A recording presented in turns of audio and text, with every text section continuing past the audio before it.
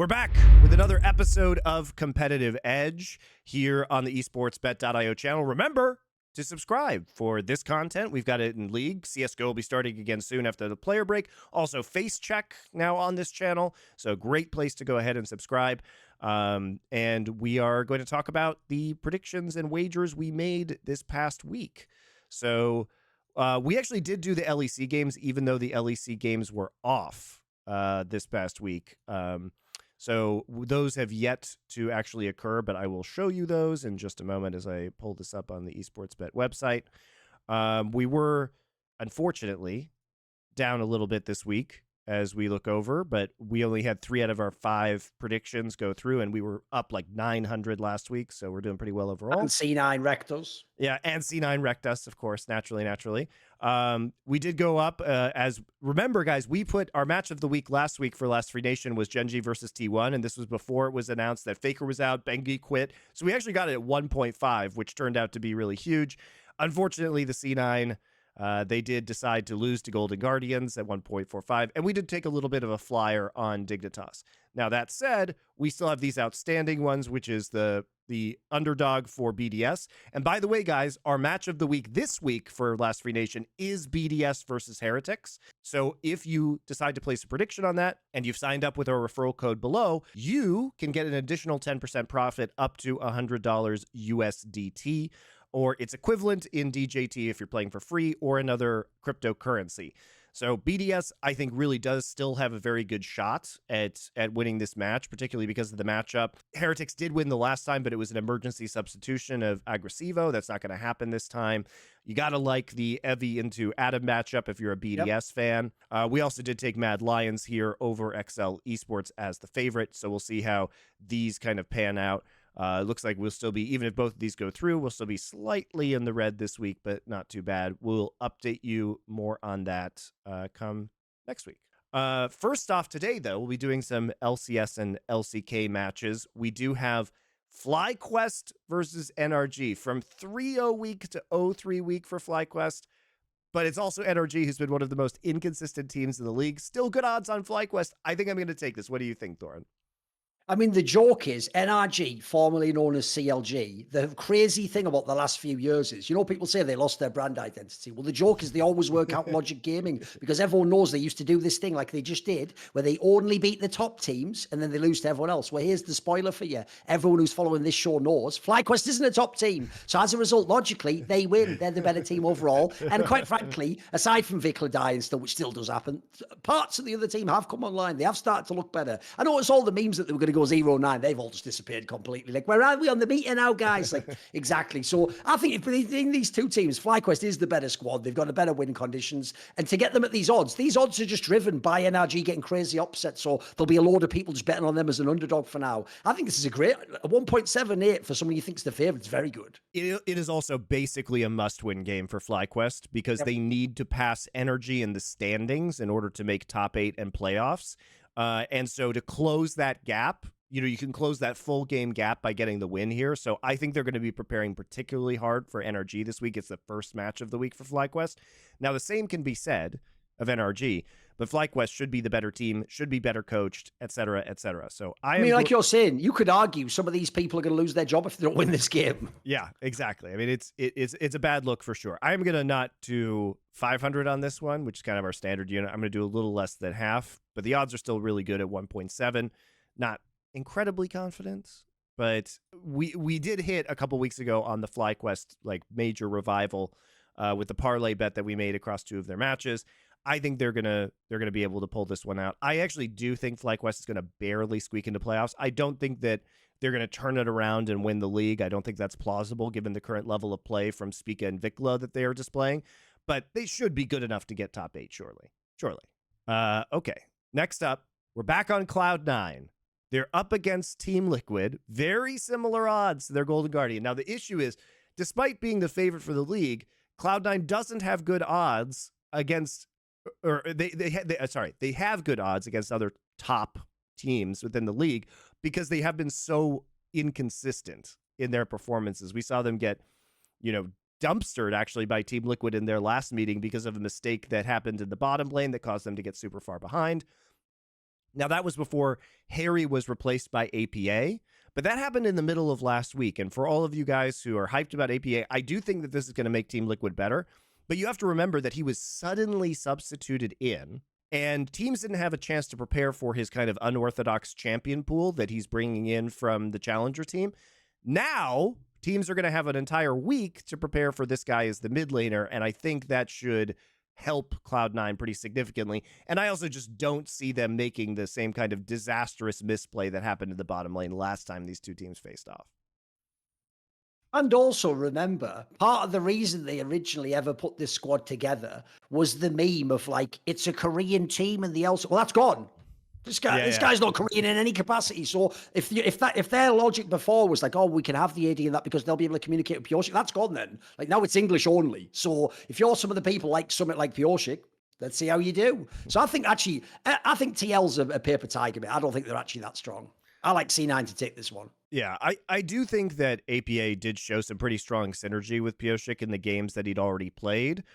Which was an encouraging sign if your Team Liquid. I do think they will be better with him than with Harry, because I've always been a Harry non-believer, and this guy looks like he has a better mentality, is much more willing to take plays. APA is who I'm talking about within the LCS. So maybe in the future, but also he was randomly thrown in. It's really hard to prepare for teams as it is with 3 best of ones a week, and it's even harder if Harry plays the first game of the 3 best of ones and your opponents are expecting him. Then all of a sudden this guy who plays Ziggs mid comes in and you don't have much time to make that adjustment. You do have that time to make that adjustment now. So, and I just don't think Cloud9 is going to repeat the crazy mistakes that they made previously. Although I'm still not going to put 500 on them again. I'm going to put 300. Now they scare me. Slightly. Moving over to the LCK. Now, we have a couple of games this week that I think the underdogs have a pretty strong chance to win, and the odds are really reflecting that. So the first match of the LCK that we're going to discuss is Kwangdong Freaks versus OK Savings Bank Brion. And if you've been watching the Monty and Wolf show, we've been talking the last couple of weeks about Brion is not as bad as their record makes them appear, okay? They have almost taken wins or gotten very significant leads in the early game against very good teams. Their late game is just abysmal, and they can't close games out. But they can win the early game against KT. You know, they've shown some comeback potential, but they inevitably, like, Umtio get caught out or something like that. Now, Kwangdong is a team that has also been improving, but I think Brion is the better team.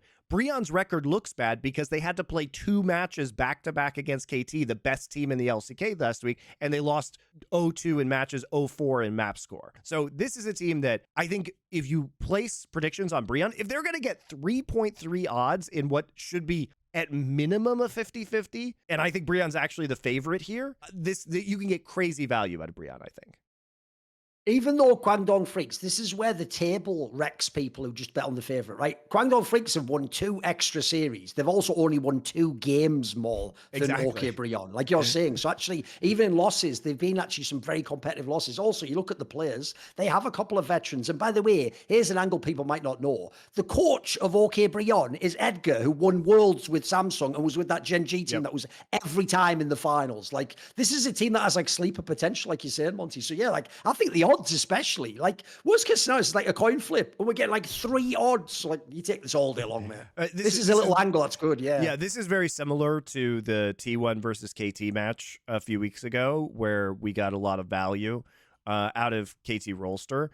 It's just that the odds just don't make sense, and they are just so heavily tilted by the fact that that people want this team to be worse than it is based on the way that the standings have. In fact, actually, since I put these odds in, we've seen them change a little bit. They're now down to only 3.020. So I think people have been realizing this very quickly on the platform. It's only been 15 minutes since I put these odds in, guys, and they've already gone down. So you can see that people are realizing that this is pretty good as the line goes.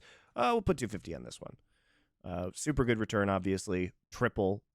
And yeah, for what is probably at worst, I would say a 50-50, that's going to be good value. Now, the next one. Thank you. God bless you, T1 fans. God bless you. You know, you keep on pushing the line in absolutely crazy directions every single week.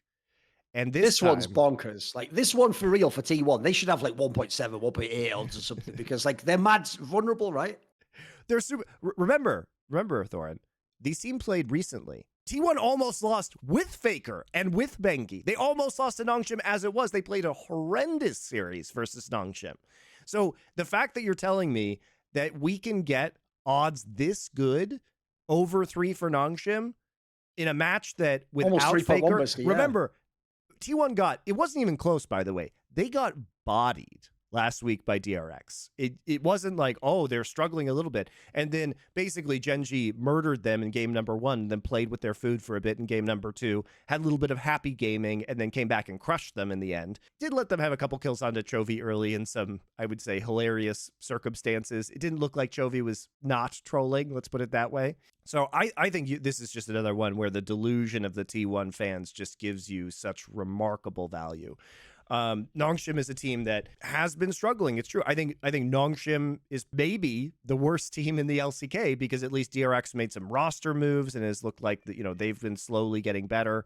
The rookies on Kwangdong haven't been improving, but you pick what you think the worst team is. They're all kind of equal down at the bottom of the LCK standings, and they already lost to DRX. So, I mean, I think this one, it's probably a 50-50, but again, PUBG. By the way, Thor, PUBG has a 0.6 KDA across his terrible across his 4 games so far. Granted, he's lost all the games, but he's been really bad. And T1 has looked completely lost as well without Faker to do the shot calling, which I think. I mean, here's the joke, right? They don't have the shot caller.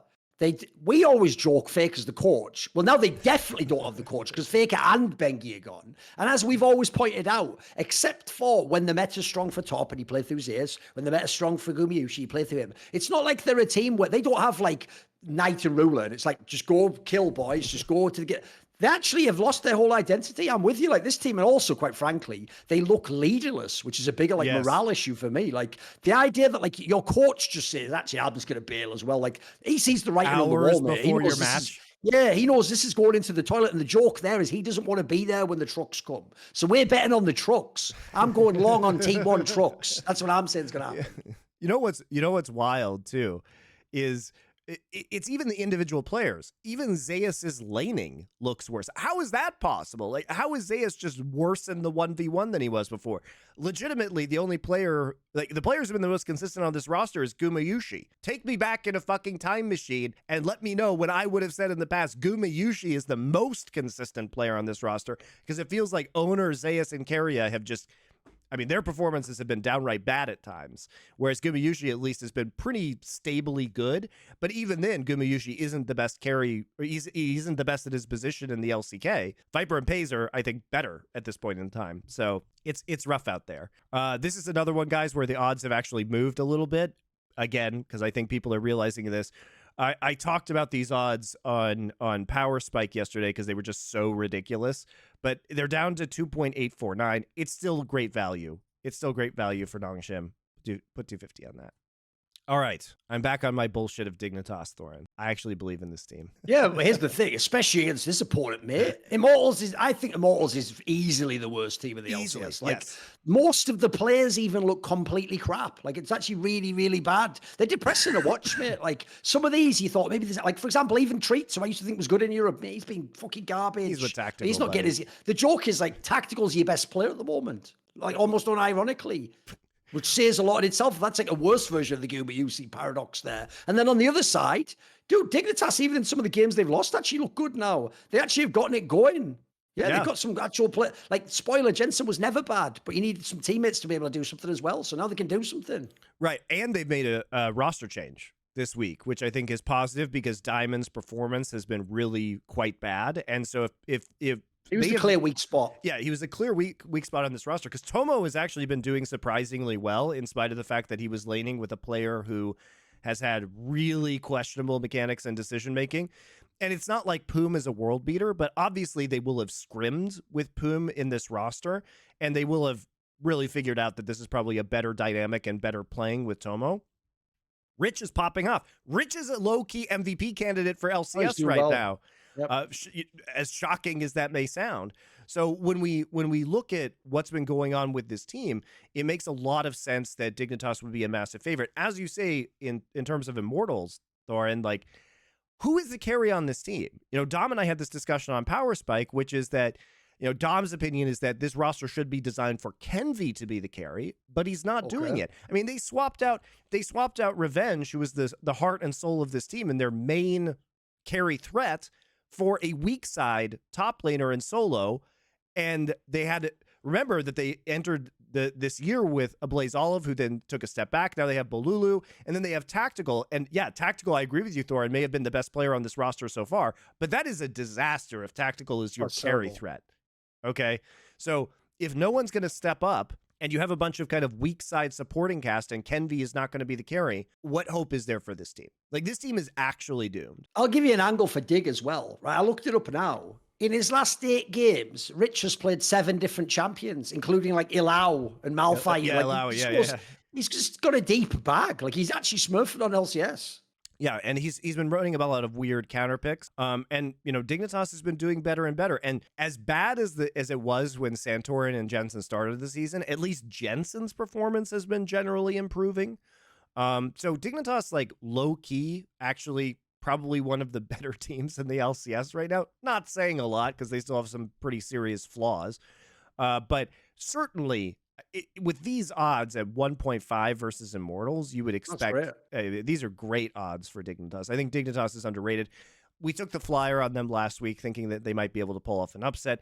Didn't happen. They will pull off some more upsets, though, so I would keep your eye on odds for Dignitas because I think they're generally going to be quite good. I'm really confident in this one, so I'm just going to not put 5,000. That's too much. 500 onto this for Dignitas. They're a team that, you know, I hit on these teams. Like, you know, we talked about some of the trends right now that are going on, such as T1 is going to be pretty overvalued at times, especially as they go up against some what you would normally consider pretty heavy underdogs, but looking at their current roster, you can get good value.